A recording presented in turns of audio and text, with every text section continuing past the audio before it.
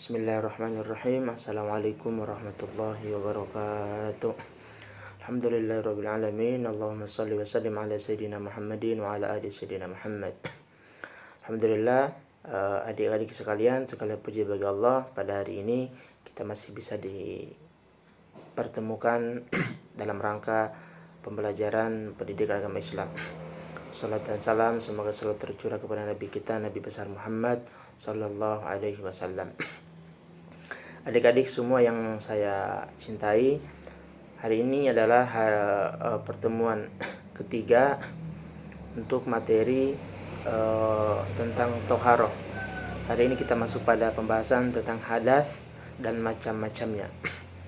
Nah, jadi materi kita hari ini adalah tentang hadas dan macam-macamnya.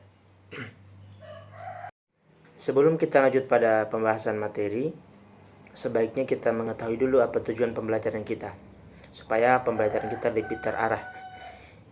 Tujuan pembelajaran kita yang pertama itu bisa dilihat di slide. Yang pertama itu adalah siswa dapat menjelaskan pengertian hadas. Yang kedua, siswa dapat mengidentifikasi macam-macam hadas. Dan yang ketiga, melalui media flowchart, siswa dapat memahami tata cara mandi wajib. Yang keempat, melalui media flowchart, siswa dapat memahami tata cara berwudu. Bisa dilihat di slide di atas. Ya, kita masuk pada pembahasan. Yang pertama itu adalah tentang pengertian hadas. Apa itu hadas? Dijelaskan di dalam kitab Fiqhul Manhaji. Hadas itu adalah suatu kondisi seseorang yang dengan kondisi tersebut, seseorang itu tidak diperbolehkan untuk melaksanakan sholat, tawaf, dan ibadah-ibadah yang sejenisnya. Nah, jadi hadas itu adalah suatu kondisi keadaan di mana kita terhalang untuk melaksanakan yang namanya ibadah.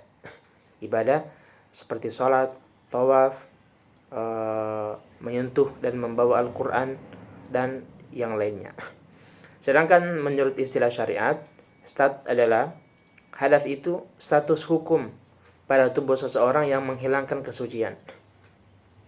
Artinya apa? Seseorang itu ketika berhadas, kesuciannya itu lagi tidak ada. Dia lagi tidak memiliki kesucian. Jadi dia terhalang untuk melakukan ibadah. Baik itu hadasnya hadas kecil ataupun hadas besar.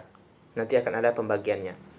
Jadi secara definisi syariat, istilah syariat, hadas itu adalah status hukum, status atau keadaan seseorang yang dimana tubuhnya itu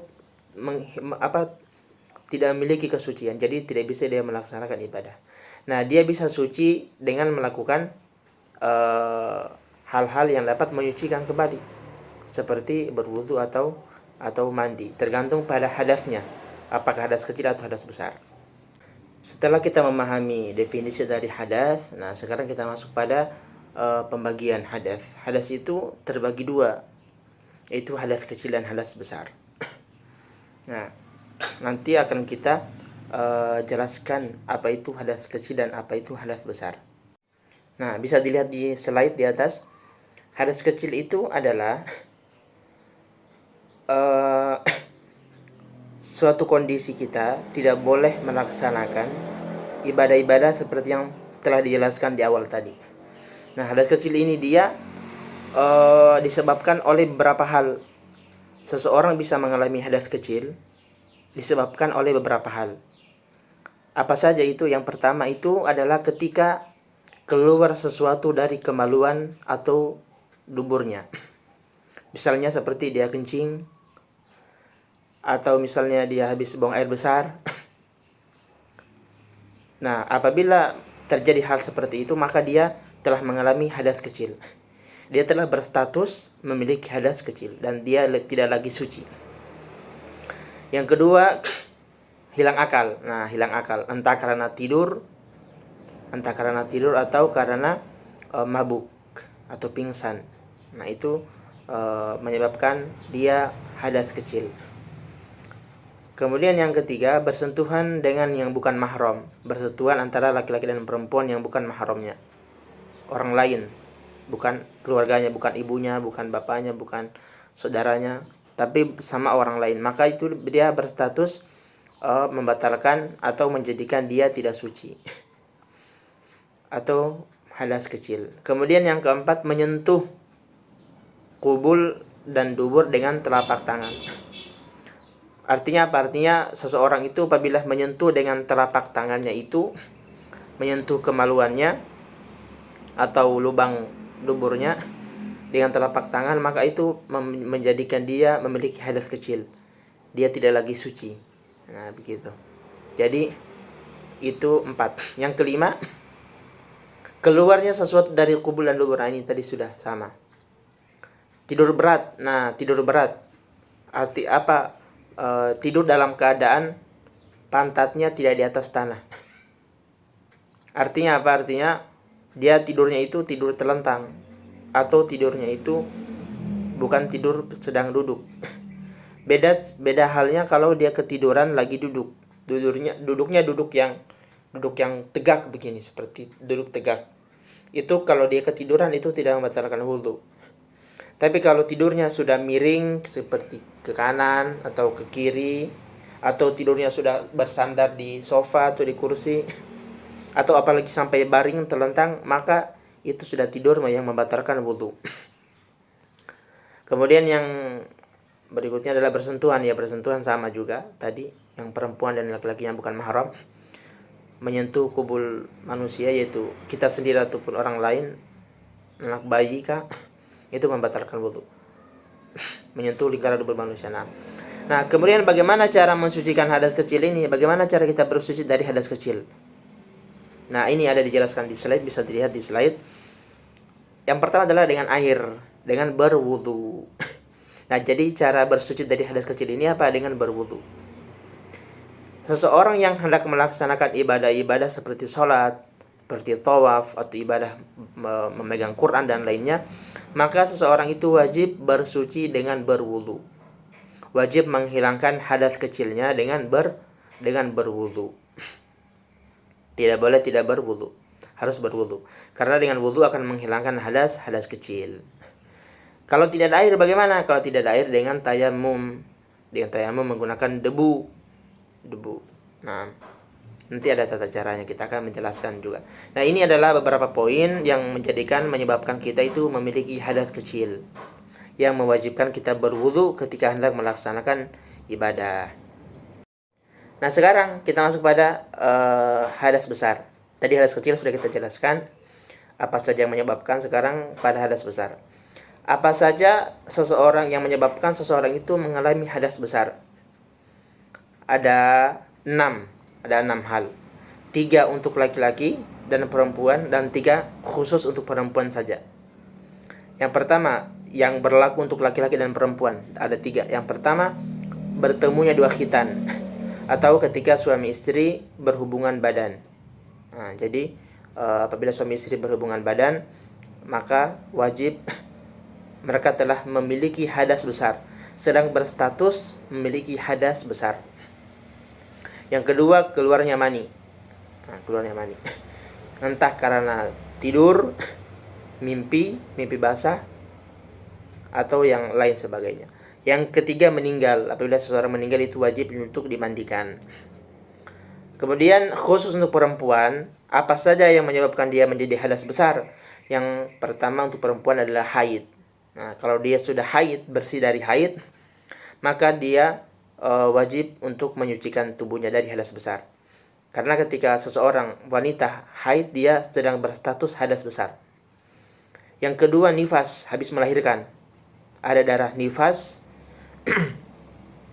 Darah nifas itu dibersihkan, kemudian seorang wanita harus mandi untuk menyucikan hadas besarnya. Kemudian yang ketiga, melahirkan. Jadi beda melahirkan dengan nifas. Melahirkan itu adalah proses ketika dia melahirkan. Artinya bedanya di mana? Ada terkadang kasus di mana perempuan itu melahirkan, dia itu nifasnya cuma sebentar saja. Cuma sebentar saja nifasnya. Jadi begitu habis melahirkan, darah nifasnya sedikit, habis itu langsung mandi. Nah, jadi dia mandi wajib karena melahirkan, plus juga mandi wajib untuk nifasnya. begitu.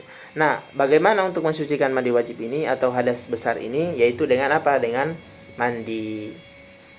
Kalau berwudu bagaimana? Berwudu tidak cukup. Seseorang yang misalnya wanita yang baru haid, sudah suci dari haidnya, mau melaksanakan sholat, tapi dia berwudu saja tanpa mandi dulu, nah, itu tidak dibolehkan. Harus menyucikan hadas besarnya dengan mandi. Karena yang dapat menyucikan hadas besar itu adalah mandi. Tidak cukup dengan berwudu. Dipahami adik-adik bahwa yang dapat menyucikan hadas besar adalah mandi.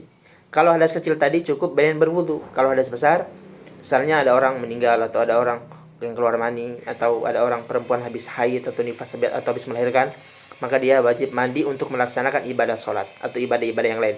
Dia tidak dibolehkan untuk melakukan ibadah kalau dia tidak mandi terlebih dahulu. Kalau tidak ada air bagaimana?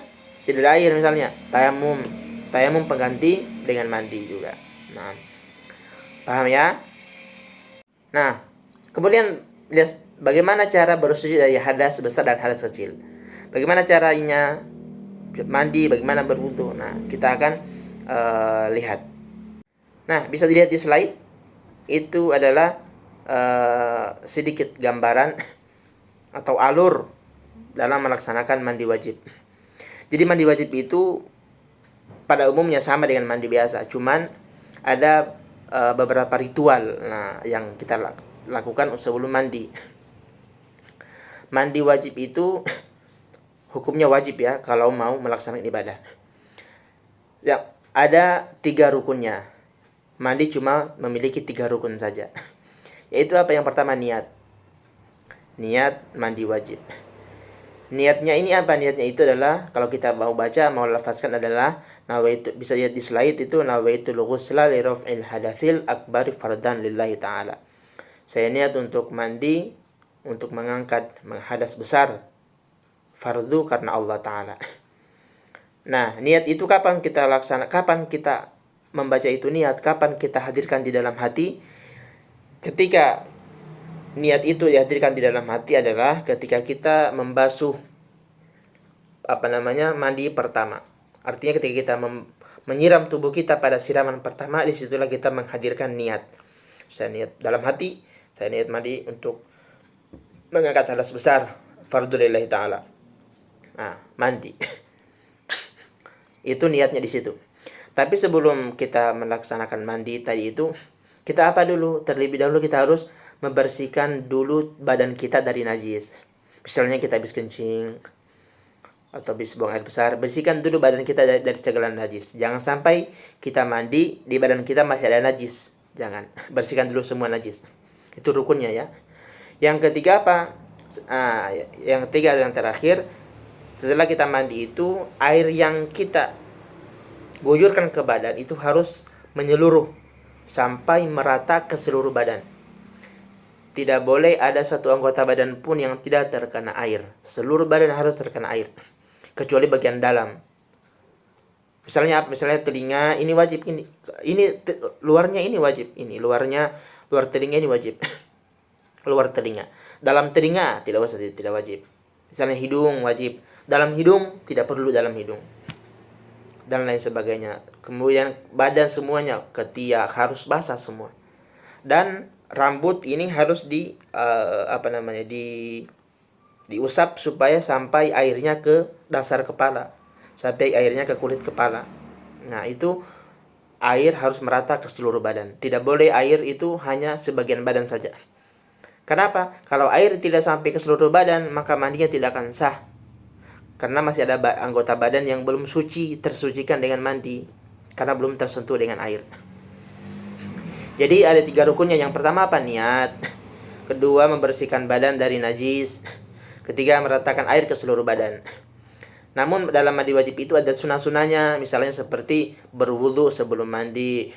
Kemudian membasuh atau menyiram anggota badan yang kanan sebelum yang kiri. Kemudian juga membaca basmalah dan lain-lain sebagainya. Itu adalah sunnah mandi. Tapi yang rukun cuma 3. Niat seperti yang ada di slide. Niat, membersihkan badan dari najis dan meratakan air ke seluruh tubuh. Dihafalkan ya, dihafalkan niatnya. Gitu. Ini adalah untuk mengangkat hadas besar. Seperti apa? Orang meninggal atau orang habis berhubungan suami istri, atau seseorang yang mimpi, kemudian atau orang yang wanita haid habis melahirkan atau nifas dan lain sebagainya. Kemudian juga tata cara berwudu. Berwudu ini berfungsi apa? Mengangkat hadas kecil. Kalau mandi tadi itu menghilangkan hadas besar. Kalau wudu menghilangkan hadas besar. Hadas kecil. Mandi hadas besar, wudu hadas kecil. Nah, tata cara wudu ini ada, bisa lihat di slide-nya ya. Apa yang pertama itu? Mencuci kedua tangan. Rukunnya ya. Rukunnya itu cuma 6. Rukun wudu cuma 6. Yang pertama niat.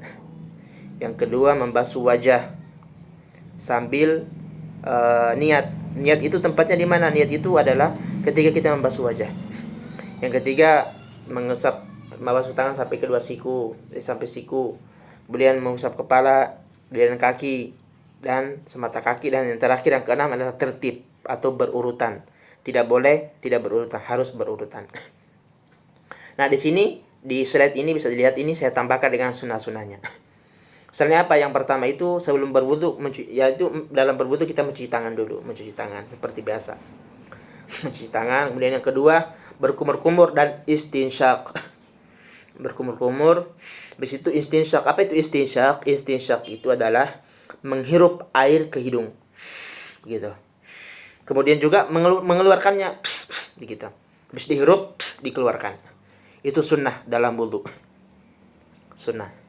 Kemudian yang ketiga, membasuh wajah disertai dengan niat. Nah, membasuh wajah disertai dengan niat. Disitulah kita menghadirkan niat di dalam hati kita ketika kita membasuh wajah. Nah, apa niatnya? Kalau kita mau lafazkan niatnya di dalam hati atau di bibir, niatnya adalah nawaitul wudu'a li raf'il hadatsil asghari fardan lillahi ta'ala. Saya niat berwudu untuk mengangkat hadas kecil fardu lillahi ta'ala. Kapan? Ketika kita membasuh wajah. Gitu, membasuh wajah. Kemudian setelah wajah apa? Tangan sampai kedua siku, sampai siku. Nah, ini. Harus merata ya, harus sampai ke siku. Tidak boleh tidak sampai siku. Harus sampai siku. Kemudian yang kelima adalah membasuh kedua bisa dilihat di slide sesuai tanda panahnya ya. Sesuai tanda panah adalah apa? Adalah mengusap kepala. Nah, mengusap kepala begini. Nah, mengusap kepala atau mengusap rambut. Nah, bagi yang tidak punya rambut, kepala gitu. Itu yang kelima. Yang keenam adalah membasuh telinga juga. Ini sunnah, hukumnya sunnah. Kemudian membasuh kedua kaki dengan hingga mata kaki. Jadi kalau membasuh kaki itu harus sampai kedua mata kaki. Harus sampai kedua mata kaki. Tidak boleh, tidak sah wudunya seseorang yang tidak sampai menyentuh mata kaki. Jadi airnya harus sampai ke mata kaki. Itu yang keenam. Yang terakhir apa? Yang terakhir sudah harus berurutan, tertib. Tidak boleh kepala dulu baru muka. Tidak boleh siku dulu baru muka, atau tidak boleh kaki dulu baru kepala dan lain sebagainya. Harus berurut dari awal. Nah, apa saja rukun wudu? Cuma 6 tadi. Niatnya membasuh wajah, kemudian tangan sampai siku, keempat kepala, 5 kaki, dan 6 tertib. Adapun tangan dan hidung berkumur-kumur, membasuh telinga, itu hukumnya sunnah. Sunnah. Jadi ini adalah gambaran tata cara berwudu. Jadi mudah-mudahan adik-adik paham. Ini adalah gambaran. Jadi kita harus tahu bagaimana cara berwudu. Karena berwudu itu adalah satu syarat sahnya ibadah sholat atau ibadah-ibadah yang lain. Kita tidak boleh sholat kalau tidak berwudu. Nah, jadi wudu apa fungsinya? Untuk mengangkat hadas kecil dari tubuh. Jadi harus dipahami ya. Ya, setelah berwudu baru kita membaca doa setelah wudu. Asyhadu an la ilaha illallah wahdahu la syarika lahu wa asyhadu anna Muhammadan abduhu wa rasuluh. Allahumma ij'alni minat tawwabin waj'alni minal mutatahhirin waj'alni min ibadikas shalihin. Itu wudu, doa setelah wudu. Nah, ya, Itu tadi adalah slide terakhir tentang tata cara berwudu. Nah, untuk itu adik-adik, Bapak harap semoga kalian semua memahami apa yang Bapak sampaikan tentang hadas, apa itu hadas, apa saja macam-macamnya, bagaimana cara mensucikan hadas kecil dan hadas besar.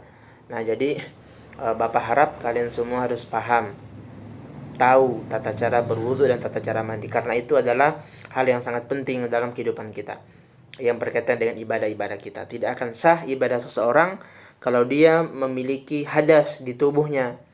Dia lagi hadas, baik hadas kecil ataupun hadas besar, dia tidak diperkenankan untuk beribadah. Karena kenapa? Karena badannya tidak suci, jadi harus disucikan dulu. Kalau hadasnya hadas kecil, mensucikannya dengan berwudu. Kalau hadas besar dengan mandi wajib. Oke, karena sudah habis, jadi sampai di sini pembelajaran kita pada hari ini. Semoga ada manfaatnya. Terima kasih. Semoga bermanfaat bagi kita semua, bagi guru dan bagi anak-anak sekalian, adik-adik sekalian. Semoga apa yang Bapak sampaikan bisa menjadi ilmu yang bermanfaat bagi kita semua, bisa diamalkan kepada kehidupan sehari-hari. Terima kasih atas perhatiannya. Maaf apabila ada kesalahan. Kita tutup dengan baca hamdalah. Akhir kata, wassalamualaikum warahmatullahi wabarakatuh.